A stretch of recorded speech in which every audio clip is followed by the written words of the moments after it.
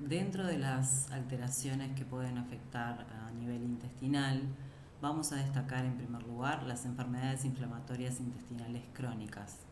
Ellas son la enfermedad de Crohn y la colitis ulcerosa.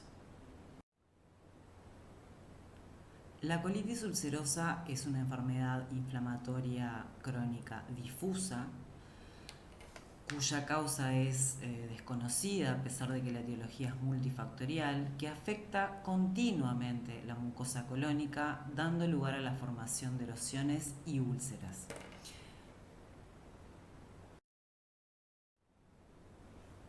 Mientras que la enfermedad de Crohn también es una enfermedad inflamatoria crónica de causa desconocida, pero en este caso se caracteriza por la formación o la afectación en forma discontinua, es decir, en distintas áreas, la formación de una inflamación granulomatosa con muchas veces formación de fístulas. Ambas enfermedades, que como dijimos se tipifican como enfermedades inflamatorias crónicas, si bien presentan diferencias en lo que es su fisiopatología, en lo que es su clínica, básicamente se trata de enfermedades que son crónicas e incurables, es decir, una vez que el paciente presenta la enfermedad va a padecer y a estar con ella el resto de su vida, con la particularidad de que tiene periodos de recaída y periodos de remisión.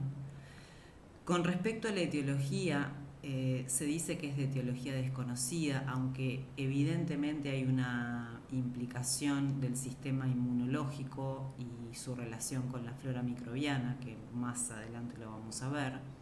Y se habla de que en realidad la etiología es multifactorial porque son muchos los factores que han sido involucrados y que pueden llevar o predisponer a que aparezca esta enfermedad. Los vamos a ir detallando más adelante. Lo que es importante entender en la etiopatogenia de estas enfermedades es que hay una relación muy marcada en esta tríada que vemos aquí de medio ambiente, sistema inmune y genética. Lo que hay es una alteración de la respuesta inmunitaria, en principio en personas que presentan una genética de predisposición a este tipo de enfermedades frente a factores de riesgo medioambientales. Es decir, se tienen que dar las tres condiciones para que la enfermedad aparezca. Dentro de lo que son los factores de riesgo medioambientales y por lo tanto factores etiológicos involucrados en estas patologías, vamos a destacar algunos que se consideran como más importantes. Con respecto al tabaco, el tabaco está demostrado que en el caso de la colitis ulcerosa no tendría aparentemente un efecto negativo, sino un efecto aparentemente protector, aunque esto es discutido. Sí, por el contrario, en la enfermedad de Crohn es absolutamente negativa la presencia de tabaco en el organismo. Es más, en algunos casos se ha visto muy vinculado a periodos de exacerbación de la enfermedad.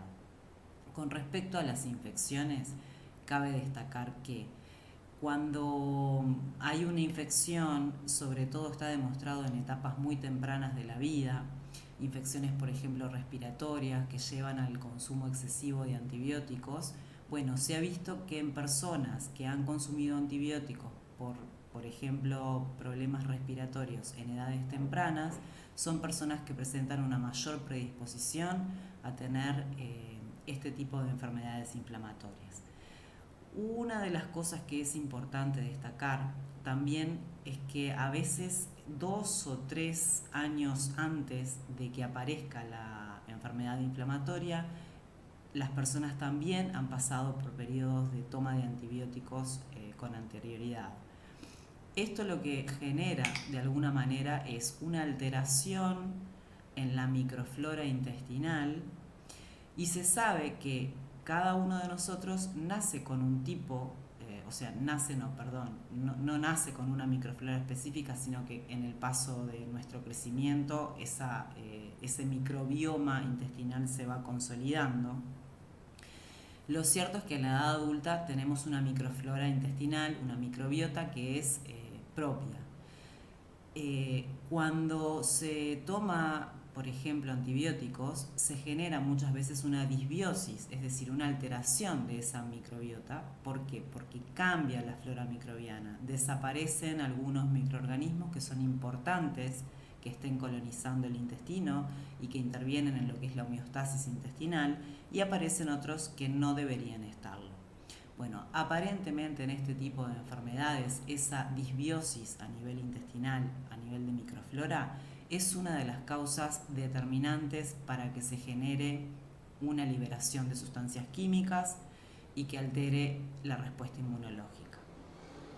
Con respecto a los fármacos, bueno, es lo que hablábamos de los antibióticos, y también tener en cuenta que algunos AINES está demostrado que pueden dar lugar a exacerbaciones o que están vinculados a la aparición. El estrés es uno de los factores importantísimos. El estrés hoy en día se considera que es la causa de todas las enfermedades. Hay una ciencia que es la psiconeuroinmunoendocrinología que justifica y fundamenta cómo cualquier enfermedad de nuestro cuerpo parte del estrés. O sea que el estrés es uno de los factores determinantes, no solamente en estas enfermedades, sino en otras también. La dieta. Con respecto a la dieta, bueno, se ha visto que en los países industrializados, en los países donde la dieta es mucho más procesada, no es tan rica en fibras, son los países que tienen más cantidad de incidencia o prevalencia de enfermedades inflamatorias crónicas. Es más, en los países que han empezado a industrializarse y que antes no tenían estas enfermedades, en la medida que se van industrializando, el aumento de estas enfermedades también se hace evidente. O sea que la dieta también está involucrada. ¿Y por qué? Porque también la dieta hace y tiene una relación estricta con la microflora intestinal. Si nosotros cambiamos la dieta, alteramos también la microflora. Por eso es tan importante el tipo de consumo dietario que se da en las personas. Y la geografía, bueno, justamente lo que hablábamos hoy, los países industrializados se ha visto, por ejemplo, en Estados Unidos, en Canadá y en Europa, en la parte occidental, es elevadísima la presencia de este tipo de enfermedades. Lo que sí está demostrado es que los pacientes con enfermedades inflamatorias crónicas tienen una alteración de la microflora, es decir, menos diversidad, menos bacterias, y por lo tanto hay una alteración del metabolismo bacteriano. Y esto es lo que explicábamos hoy, esta alteración de los componentes bacterianos saprófitos en el intestino y que hacen la homeostasis intestinal y regulan la maduración del sistema inmunológico, por ejemplo, al estar alterado, se genera una desregulación importante en el sistema inmunológico y lleva a que se dé alteraciones en la barrera epitelial y mucosa. Evidentemente, para que esto ocurra, también tiene que haber una susceptibilidad individual. Y se han identificado algunos genes, hay más de 400 genes que están involucrados en la aparición de estas enfermedades. Son genes de riesgo que se han involucrado, que se han identificado, que están fundamentalmente involucrados en lo que es el mantenimiento de esa homeostasis intestinal, de ese microbioma normal y de la respuesta inmune adecuada. Cuando estos genes, por acción externa del medio externo, por ejemplo, como hablábamos, por la dieta, el estrés, el tabaco o el factor que esté actuando en esa persona, genera una mutación, entonces eso lleva, esa mutación en esos genes y esa alteración de la respuesta inmune lleva a que haya una barrera mucosa debilitada, a que disminuyan los agentes antimicrobianos, hay una alteración de los mecanismos de autofagia tan importantes a nivel intestinal, se altera el reconocimiento de antígenos, hay un desequilibrio en las citoquinas pro y antiinflamatorias y una desregulación de algunos linfocitos TH. Así es que, como vemos en este esquema, que nos permite entender un poquitito más el mecanismo que se genera en las enfermedades inflamatorias, hay una alteración de la homeostasis a nivel intestinal, Se altera la barrera mucosa, hay alteración de la autofagia, cambia la flora microbiana y hay una alteración en lo que es la tolerancia de los linfocitos T. Por eso se habla de que el componente inmunológico se asemeja a una enfermedad autoinmune. Se generan mecanismos de inflamación a través de esas alteraciones con liberación de mediadores químicos inflamatorios como citoquinas, radicales libres, se alteran los linfocitos T también. Lo que genera básicamente es la disrupción de esa barrera epitelial que también favorece la entrada de otros agentes nocivos y otros patógenos en el periodo de estado y luego que pasa el periodo de exacerbación entra en la etapa de remisión donde se puede dar una restitución de esa mucosa, una resolución, una curación, volviendo nuevamente la flora microbiana a su estado inicial, por así decirlo. ¿Cuáles son los síntomas de estas enfermedades? Bueno, fundamentalmente el sangrado rectal, la presencia de diarrea, dolor abdominal, pérdida de peso y malnutrición, obviamente, lesiones perianales, puede haber síntomas extraintestinales, como por ejemplo fiebre, que es muy común, y en niños puede haber un retraso en el crecimiento, obviamente, porque esto lleva a una mala absorción. Todas las alteraciones intestinales indefectiblemente conducen a una mala absorción y por lo tanto también a un retraso en el crecimiento y carencias vitamínicas y demás. Con respecto a las consideraciones odontológicas, bueno, es importante tener en cuenta que en periodos de exacerbación de la enfermedad es muy difícil el tratamiento de estos pacientes a nivel ambulatorio. De todas maneras, deberíamos evitar la administración vía oral de cualquier tipo de fármaco, fundamentalmente los AINES y los antibióticos de amplio espectro que alteran aún más la flora microbiana. En este sentido, por ejemplo, cuando se tiene que indicar un antibiótico como por ejemplo las amoxicilinas, es preferible hacerlo sin asociaciones como clavulánico o sulbactam, ya que tienen más efectos adversos que favorables, y en general es importante muchas veces plantear una interconsulta con el gastroenterólogo o el internista tratante, sobre todo dependiendo de la gravedad y el cuadro que tenga el paciente que estamos atendiendo.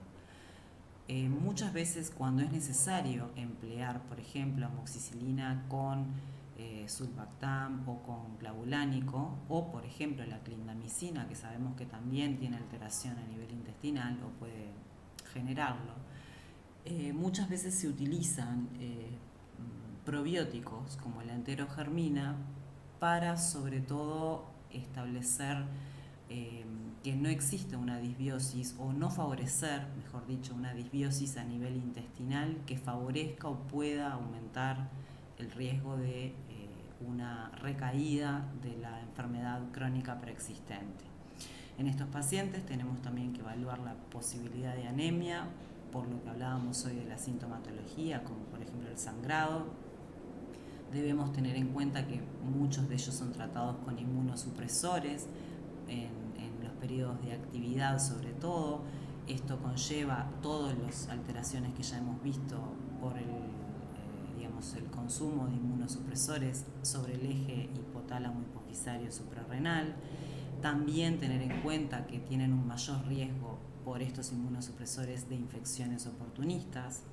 Tener presente que la mayoría de estos pacientes pueden tener enfermedades autoinmunes asociadas. No olvidemos que su sistema inmunológico está alterado y es común que se asocien otras enfermedades autoinmunes y por lo tanto debemos determinar cuál es la oportunidad del tratamiento. Es decir, una vez hecho el diagnóstico y el paciente habernos consultado, evidentemente si está en un periodo de exacerbación, bueno, la consulta debería ser pospuesta, salvo que sea una urgencia.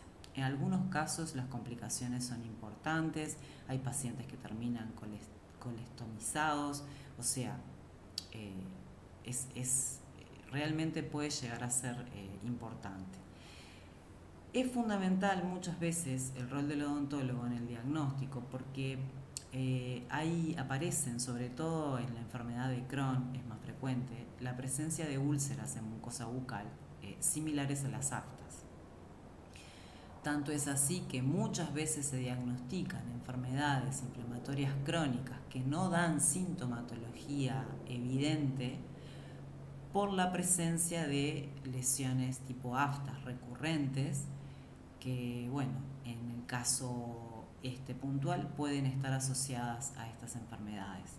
Así que es uno de los factores a tener en cuenta y como odontólogos tenemos la obligación, en caso de presencia de úlceras recurrentes, de, bueno, por lo menos descartar la posibilidad de que exista una patología intestinal crónica.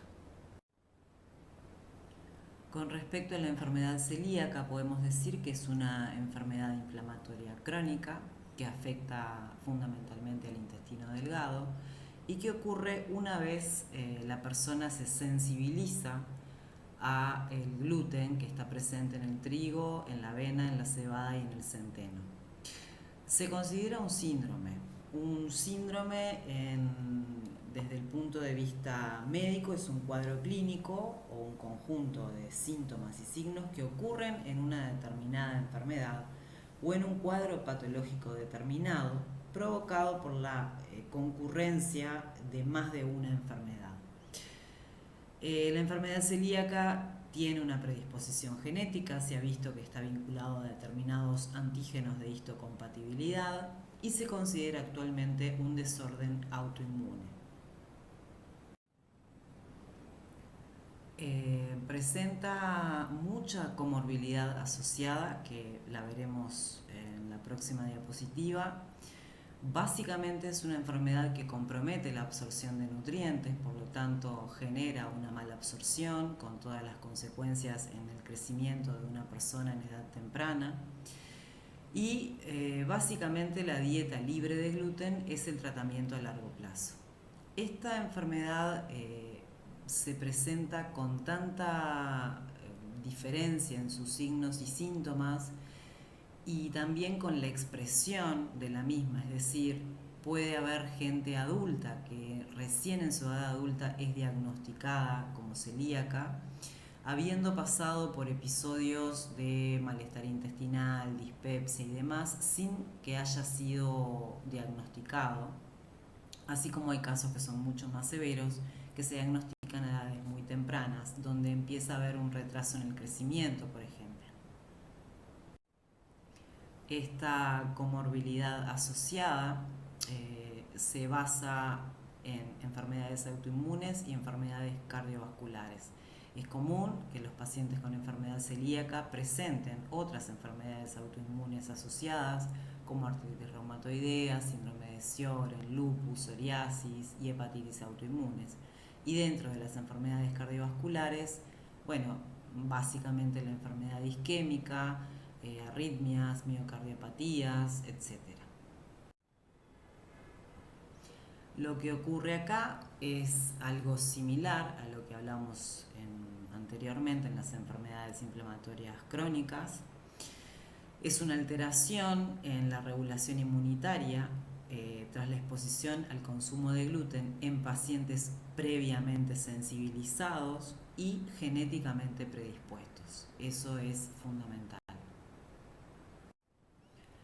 Para entender un poco lo que ocurre y a manera gráfica en un paciente que está previamente sensibilizado al gluten en el trigo, en la avena, en la cebada y en el centeno, hay una parte de esa molécula de gluten que se llama epítopo que genera una disrupción de la barrera epitelial, actúa a nivel de los desmosomas y genera eso una respuesta inflamatoria importante, una respuesta inmunitaria importante, donde se genera también por esa disrupción, bueno, alteraciones en los linfocitos T, en los linfocitos B y formación de radicales libres de óxido nítrico por estrés oxidativo que termina dañando aún más las vellosidades intestinales. Como dijimos anteriormente, se altera la morfología de la mucosa intestinal y se genera una atrofia con la subsecuente malabsorción o síndromes de malabsorción. Eh, Dijimos que la sintomatología es variada, pero muchas veces es muy similar a la que vimos para las enfermedades inflamatorias crónicas, es decir, distensión abdominal, dispepsia, alteraciones del tránsito intestinal, anemia, poca estatura, si se da en niños, ¿verdad? Aparición de hipoplasias a nivel del esmalte dentario, fatiga, etcétera. Una vez que se sospecha por la sintomatología, se procede a hacer la serología. La serología lo que busca en sangre es anticuerpos. Los anticuerpos específicos en esta enfermedad son el antiendomicio y antitransglutaminasa. Si estos anticuerpos dan positivos, se procede a hacer una endoscopía con una biopsia y se confirma o no la enfermedad celíaca. Si los resultados son discordantes, bueno, hay que hacer una reevaluación para considerar otros diagnósticos y otros estudios específicos. Dentro de lo que son las consideraciones odontológicas y a nivel sistémico debemos tener en cuenta la posibilidad de anemia, con todo lo que ya hablamos, la posibilidad de malabsorción, con todas las carencias vitamínicas y nutricionales que trae esto aparejado y los trastornos en la reparación, en la cicatrización y demás, la posibilidad de déficit de vitamina D, enfermedades cardiovasculares y la presencia de enfermedades autoinmunes.